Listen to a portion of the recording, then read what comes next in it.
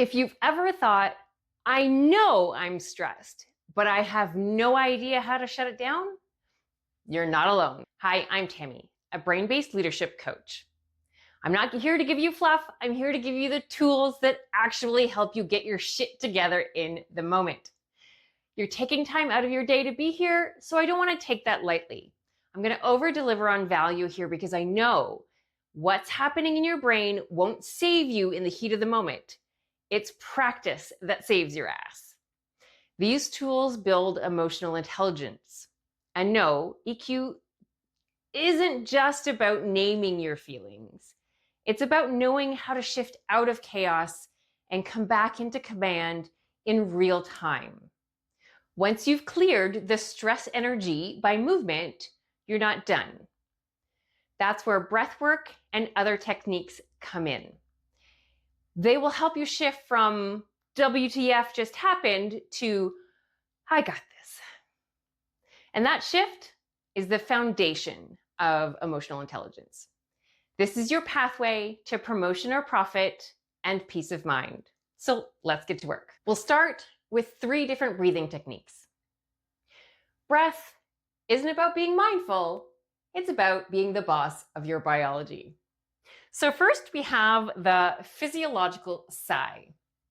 So that's where you take 2 short inhales through your nose, and then a long exhale through your mouth. So it's like this.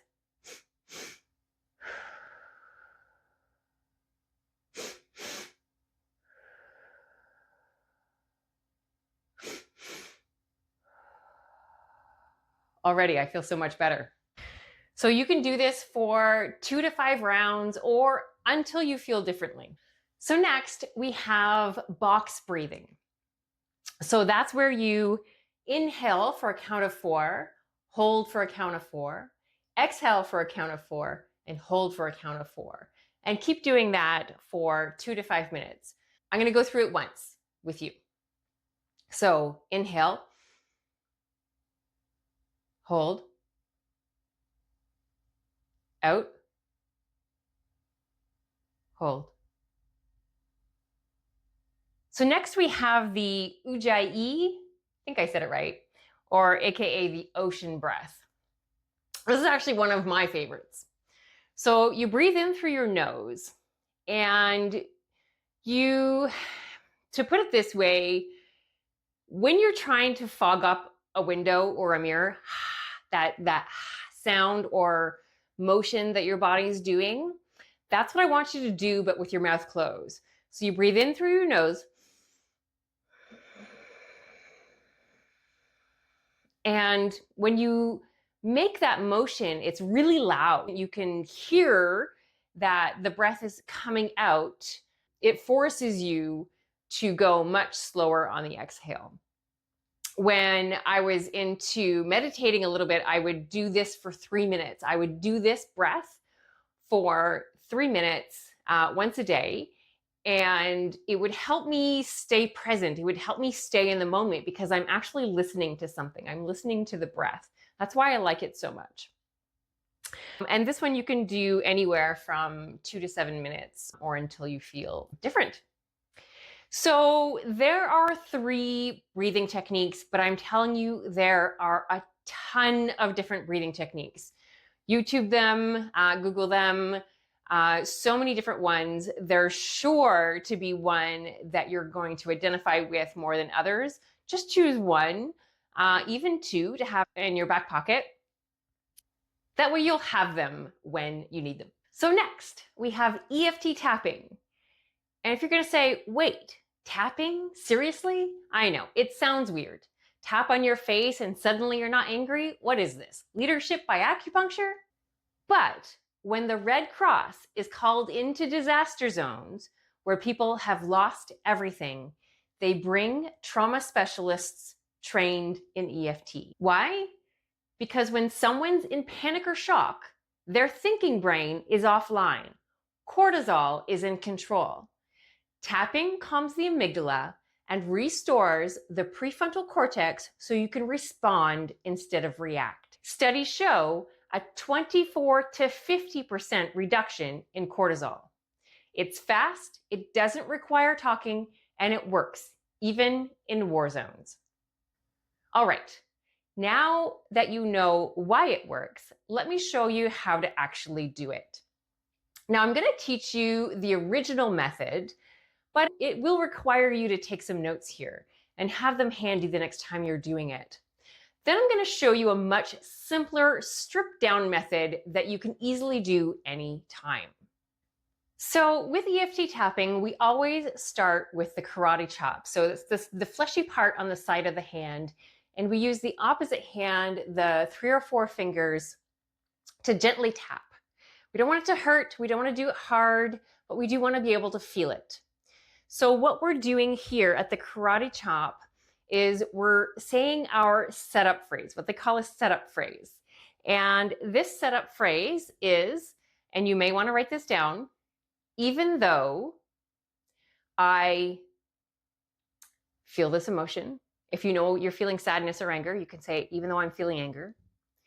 Even though this person pissed me off. Something to bring you in the moment of what you're feeling, what you're experiencing, what aggravation you're feeling.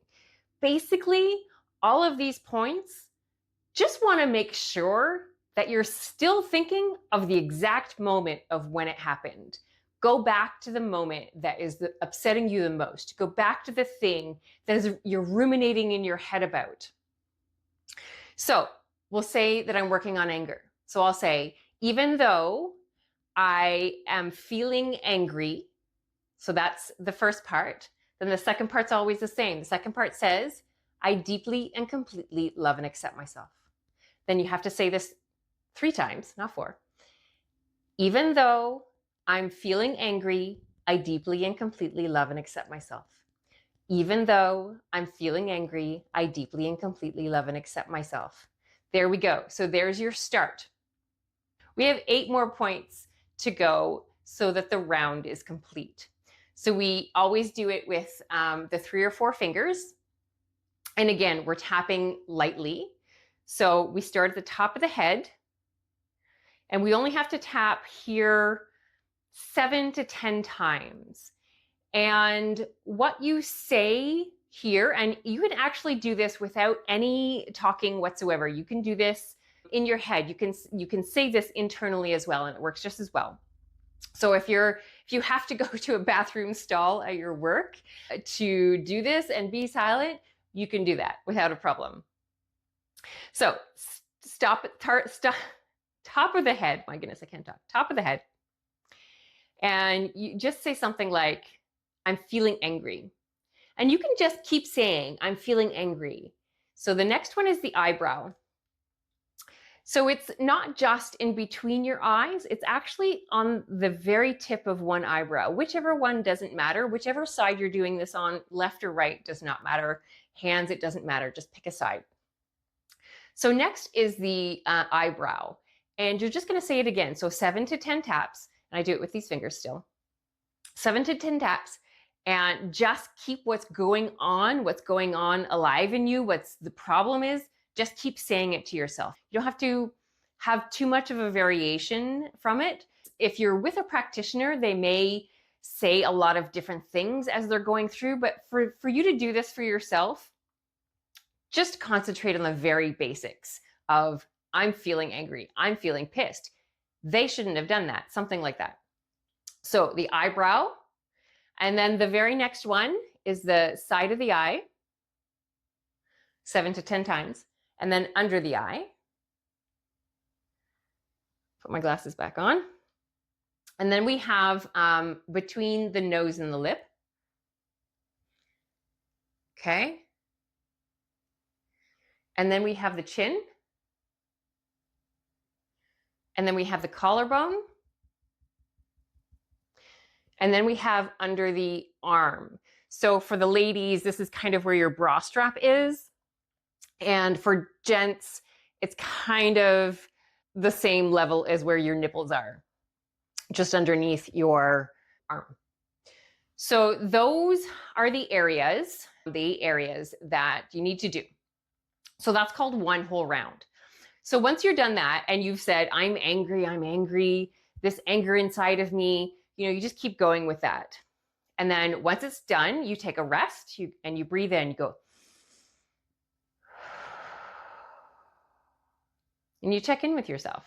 What's going on? What's going on inside of you? Have any thoughts shifted? Have any tenseness in your body changed or loosened or relaxed? And it's okay if not.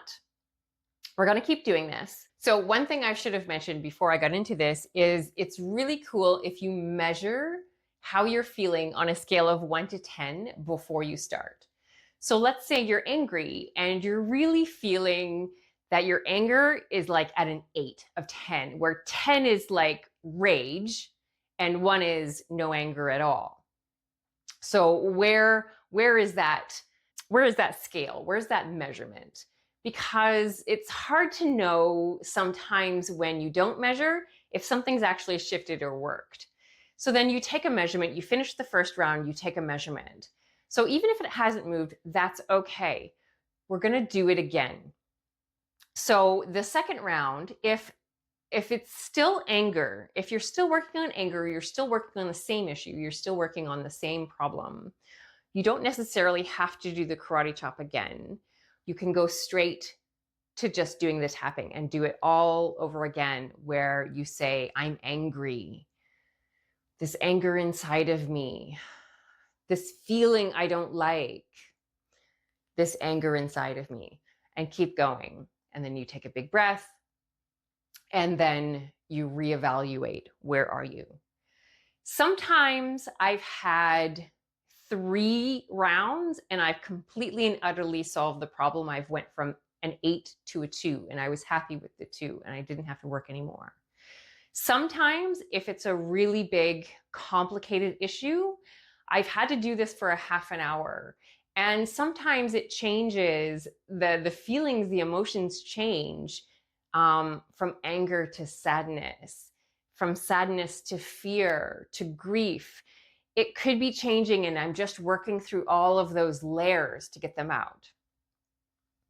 Okay, so this is the more traditional way of doing it. And I have a way that I have come up with, because this, I found, for me, was a little cumbersome, was a little hard to remember in the moment. And I didn't want to have to write anything down and find where I wrote it down in the moment. I just wanted to take care of it in the moment. So I've come up with a concept called rage EFTing, or being petty EFTing. So the way my version works is you don't have to remember any setup phrases, the traditional ways to say it, and saying that you love and accept yourself. Yes, this is really, truly important.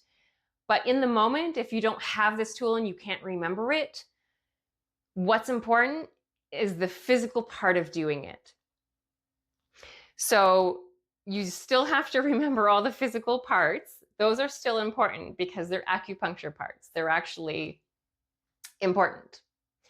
So here's my suggestion.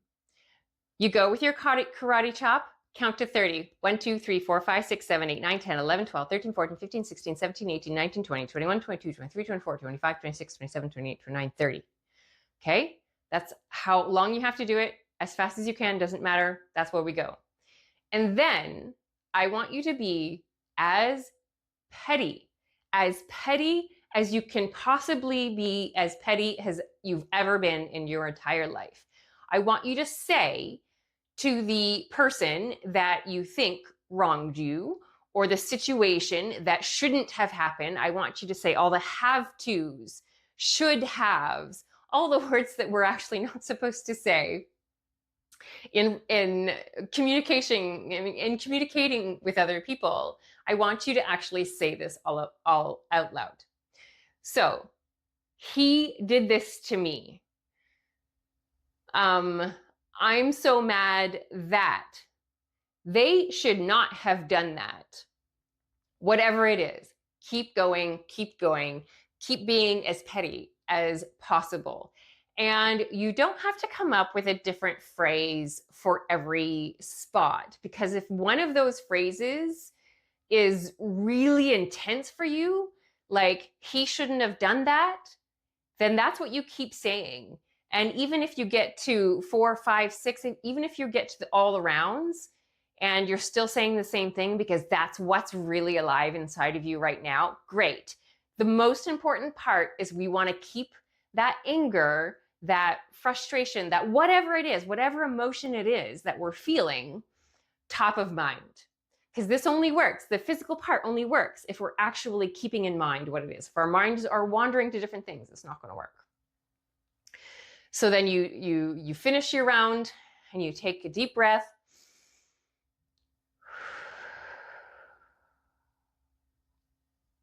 Measure. Where are you at now? 1 to 10. I would highly suggest that for the first time you do this for 3 times in a row and just try it and see. It is amazing how much this actually works, and I'll be surprised if you don't actually feel it. Okay, so next we have spatial referencing. Not every situation calls for breath work or tapping. Maybe you're on a Zoom call with 10 faces staring at you, or sitting at dinner with your in-laws and your jaw's already tight. That's where spatial referencing comes in. It's a low-profile tool that helps you regulate through your senses, no movement required. You can't be running from a tiger and noticing the softness of your sweater. The moment your brain tunes into the environment, it says, we must be safe if we have time to notice this. This is a form of embodied emotional intelligence. You're not thinking your way to calm, you're using your senses to guide your system back to safety. I'm going to teach you the 5, 4, 3, 2, 1 method. So it's 5 things you can see and name them, like in your head if you're in front of other people.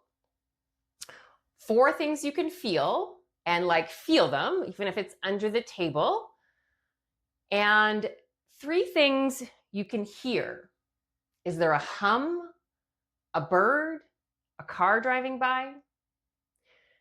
2 things you can smell, and 1 thing you can taste. And the current thing inside your mouth will do. Let's move your tongue around. Spatial referencing is like a nervous system GPS signal. You are here, you are safe, you are now. So now you've done it.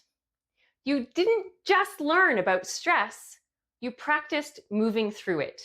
You felt it, you shifted it, you led your body back to safety. That's emotional intelligence in action. And it doesn't stop here. Because while body-based tools help you regulate in the moment, it's the mind-first work that rewires the pattern for good. That's the work I do inside my one-on-one program, the Empowered Leader Reset.